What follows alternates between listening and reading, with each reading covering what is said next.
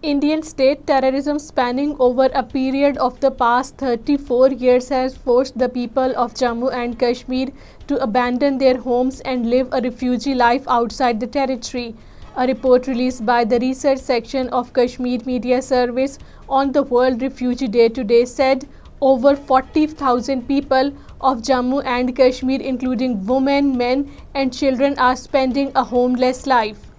All Parties Hurriyat Conference AJK convener Mahmood Ahmad Sagar has expressed the hope that the US President Joe Biden would raise the issue of Kashmir with the Indian Prime Minister Narendra Modi during his upcoming visit to the United States. Mahmood Ahmad Sagar, in a letter written to the US President, said, "We hope that the US will raise the issue of Indian occupied territory of Jammu and Kashmir." APHC leaders and parties have urged India to shun its anti-Kashmir policies and take sincere steps for the resolution of the Jammu and Kashmir dispute through talks.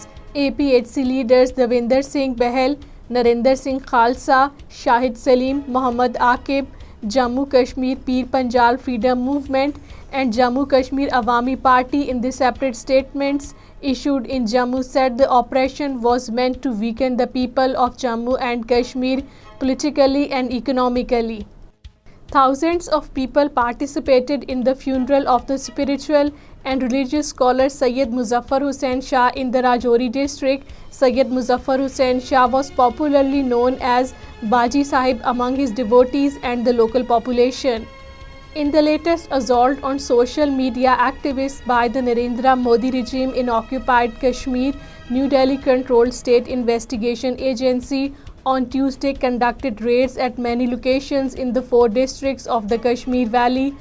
National Conference President Farooq Abdullah has asked the Kashmiri people to unite against the forces that are trying to disenfranchise them for their identity, land and resources. Talking to the media in Srinagar, Farooq Abdullah said, "I see no way of achieving anything in Jammu and Kashmir without a lasting unity between different sections of our society."